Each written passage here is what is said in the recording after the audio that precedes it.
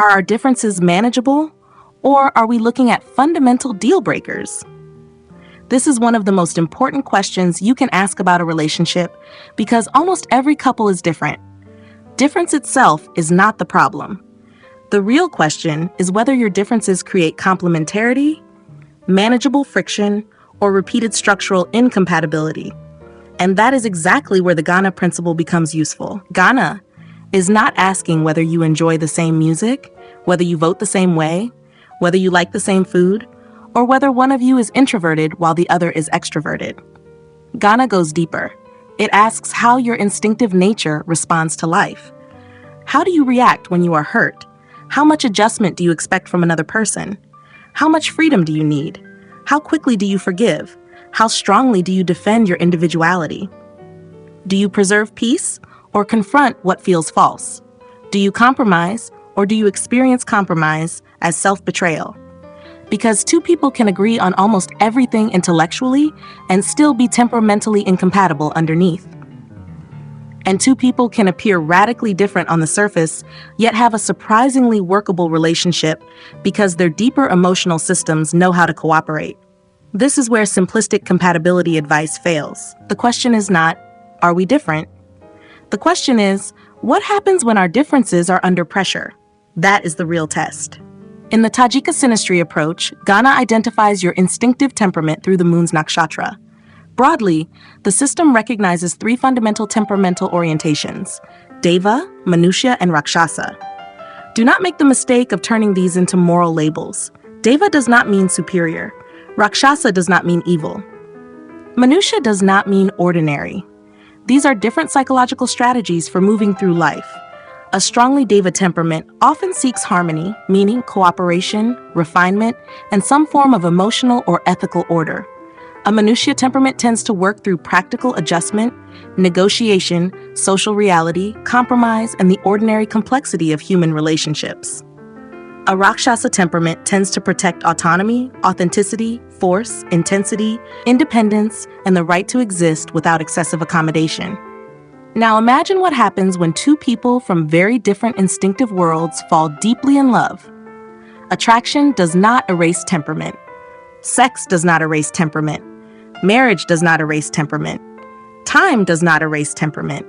In fact, intimacy often exposes temperament more sharply because the closer you become, the fewer places there are to hide. This is why a relationship can begin with extraordinary chemistry and eventually reach the question, why does everything between us feel like a negotiation?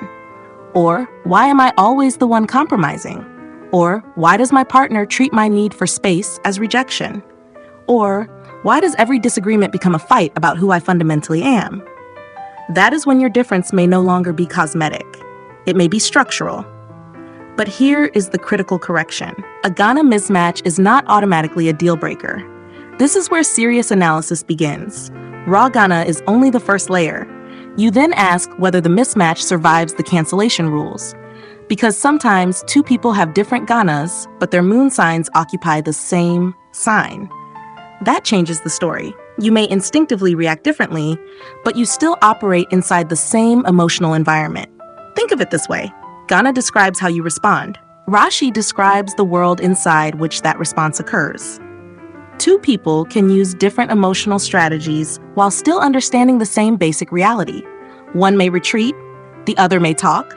One may soften, the other may confront, but both still understand what matters. That difference may be manageable. It may even become useful. One partner provides what the other lacks. But when you have different Ganas, conflicting moon signs, incompatible moon rulers, and repeated hostile relationship patterns, the difference becomes heavier. Now, you are not simply expressing yourselves differently. You may be operating from fundamentally different assumptions about relationship itself. One person believes love means accommodation. The other believes love means freedom. One believes disagreement should be softened. The other believes uncomfortable truth must be spoken immediately. One experiences emotional intensity as intimacy. The other experiences the same intensity as invasion. One says, "Why can't you meet me halfway?" The other quietly thinks, "Why must loving you require me to become someone else?" That is where manageable difference can cross into fundamental incompatibility. and you must be brutally honest about that distinction, because not every relationship should be saved simply because love exists. Love is real. But love and compatibility are not the same variable. You can deeply love someone whose emotional operating system repeatedly injures yours. You can be sexually obsessed with someone who cannot give you peace. You can admire someone you cannot comfortably live with. You can have extraordinary conversation with someone whose conflict style slowly destroys your nervous system. And you can have a powerful spiritual or karmic connection that is still terrible as a long-term domestic partnership. That is not failure. That is diagnosis. Now let us make this practical. When differences are manageable, disagreement does not permanently threaten the bond. You may fight, but you remain capable of translation. You eventually understand what the other person was trying to protect. You may dislike their reaction, but you understand its logic. There is still curiosity. There is still respect. There is still repair. You do not have to become the same person. You simply need enough emotional interoperability to return to each other. This is why strong moon sign compatibility, supportive moon dispositors, and healthy Tajika relationship contacts can neutralize what initially looks like a serious Gana difference. You might say, "I would never react the way you react, but I understand why you do." That sentence is enormously important because compatibility does not require similarity. Compatibility requires enough mutual comprehension that difference does not become contempt. The moment contempt enters, the diagnosis changes. When one partner begins thinking, "You are weak, you are selfish, you are too emotional, you are cold, you are controlling, you are impossible, you are immature, you are fundamentally wrong." Now the relationship is no longer debating behavior, it is rejecting identity. That is where Gana mismatch becomes dangerous, and intimacy often reveals this before anything else does. In the bedroom, you cannot permanently intellectualize difference. One person may require softness, trust, emotional reassurance, and gradual surrender. The other may respond through intensity, spontaneity, independence, or raw physical expression. One wants closeness after sex. The other needs space. One experiences sex as emotional confirmation. The other experiences sex as desire without needing constant emotional interpretation. Neither is automatically wrong. But if neither person can emotionally recognize the other's instinctive language, sex slowly becomes a referendum on the relationship. Then every rejection means something bigger. Every difference in libido becomes personal. Every change in intimacy becomes evidence. You don't want me. You only want me physically. You are too demanding. You are emotionally unavailable. You are never satisfied. And once the relationship reaches this point, the bedroom is no longer the problem. The bedroom is reporting the problem. Gana differences can also radically affect companionship. You may love each other but not enjoy daily life together. That matters. A relationship is not built only from dramatic moments. It is built from thousands of ordinary interactions. How do you spend a Sunday? How do you handle a delayed flight?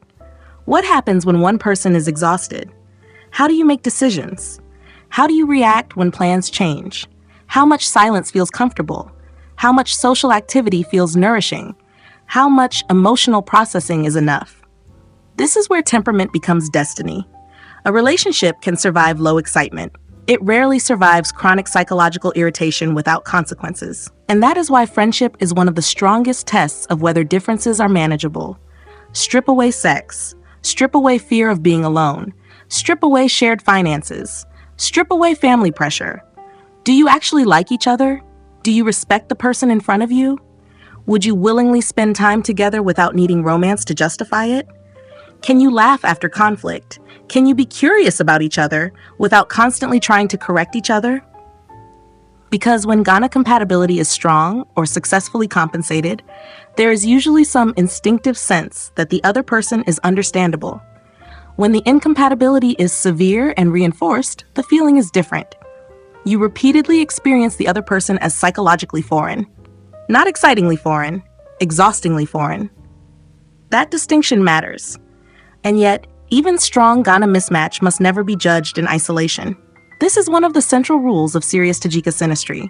You do not diagnose a relationship from one compatibility factor. You look for repetition. Does Gana show incompatibility? Does Rashi repeat it? Do the moon sign rulers fight each other? Does Veda show mutual obstruction under stress? Does Yoni show instinctive the bodily incompatibility? Does Nadi show both people amplifying the same weakness? Does Raju show poor continuity? Do the relationship significators repeatedly form hostile Tajika connections? Now you have something different. One difficult factor is a challenge. Several independent factors repeating the same problem form a pattern, and patterns matter more than scores. This is where I become much less sentimental. If every major layer of the relationship keeps repeating the same message, you should stop asking how much love exists and start asking what the relationship actually costs. Because sometimes the deepest sign of incompatibility is not fighting, it is depletion. You become smaller. You stop expressing needs because every conversation becomes exhausting. Sex becomes cautious. Affection becomes conditional. You begin managing the relationship instead of living inside it. One person keeps adapting. The other keeps defining the terms. One becomes emotionally hypervigilant. The other becomes increasingly distant. You are technically together, but your nervous systems are no longer resting in the relationship. That is not a small difference. That is a structural problem. But equally, I do not believe every difficult Gana combination should be thrown away. Some relationships are built precisely through difference. A Deva-Rakshasa pairing, for example, can become extraordinary when mature. One brings conscience, the other brings courage. One teaches compassion, the other teaches boundaries. One prevents brutality, the other prevents self-erasure. But when immature, the same combination becomes unbearable. One experiences the other as selfish and aggressive. The other experiences the first as passive, moralistic, or weak. The difference did not change, the level of consciousness did. That is why I would never tell you whether your differences are manageable from Gana alone. I would ask whether the chart contains bridges. Do the moon signs create a shared emotional field? Do the moon rulers cooperate? Is their attraction strong enough to maintain engagement without becoming obsession? Is the Yoni pattern naturally supportive? Can you survive stress without becoming enemies? Do you have enough friendship to repair what passion cannot repair? Does the relationship possess continuity, or do you repeatedly separate every time pressure increases? And perhaps most importantly, does the relationship allow both people to remain themselves? Because there is a massive difference between compromise and self-abandonment. Every relationship requires compromise. A viable relationship does not require one person to repeatedly betray their core nature so the other can remain comfortable. That is not harmony. That is imbalance. So how do you know whether your differences are manageable? Look at what happens after conflict, not during it. After it. Do you learn? Do you repair? Does the same conflict return in exactly the same form? Can both people modify behavior? Can both people apologize without collapsing into shame or defensiveness? Can you translate each other's emotional language? Are you becoming more skillful together? If yes, difference may be developmental. It may be difficult, but workable. Now ask the harder questions. Do your differences repeatedly attack the same fundamental areas? Freedom, trust, sex, commitment, children, money, family, emotional availability, lifestyle, identity. If the same conflicts return for years without meaningful evolution, you may not be dealing with a communication problem. You may be dealing with incompatible operating systems. And that is the uncomfortable truth many people resist. Sometimes counseling helps people communicate. Sometimes it reveals that they communicate perfectly clearly and simply want fundamentally different lives. That is not a failure of communication. That is information. The Tajika Gana principle ultimately teaches you something very mature. Difference is not the enemy. Unconscious differences, unregulated differences, difference combined with contempt is, difference repeated across multiple layers of compatibility is, and difference that demands the destruction of one person's authentic nature is. The real question is therefore not, are we too different? It is, do our differences create balance, friction, or erosion? Because balance strengthens love. Friction can mature love, but chronic erosion eventually consumes it. So before you call your partner a soulmate or a mistake, look deeper. Maybe the conflict you're experiencing is temporary activation. Maybe your Gana mismatch is canceled by stronger moon sign compatibility. Maybe your emotional styles differ, but your deeper relationship architecture is excellent. Maybe you are highly compatible, but currently living through difficult timing. Or maybe the attraction is hiding incompatibility that will become more obvious with time. That is why a real synastry reading should never give you a shallow percentage. You need to know where the relationship works, where it does not, what can be negotiated, what requires maturity, what repeatedly breaks, what keeps pulling you back, what protects the bond, and what may eventually become too expensive to continue carrying. Because the real goal is not to tell you stay or leave. The goal is to show you what relationship you are actually inside. Once you can see the architecture clearly, you can make your own decision with far less confusion. So are your differences manageable or fundamental deal breakers? The answer is hidden in the pattern. Not one Gana, not one zodiac sign, not one compatibility score, the pattern. And when the pattern is read properly, it can reveal whether two very different people can create an extraordinary partnership, or whether love is repeatedly being asked to carry a structure it was never designed to save. For a personal Tajika Synastry reading, get in touch with me. I do not believe in giving every couple the same generic compatibility verdict. The right reading is the one that works for your actual relationship, your actual charts, your actual differences, and the life you are genuinely trying to build together. Because the question is never simply whether you love each other. The deeper question is whether the relationship can hold who both of you truly are.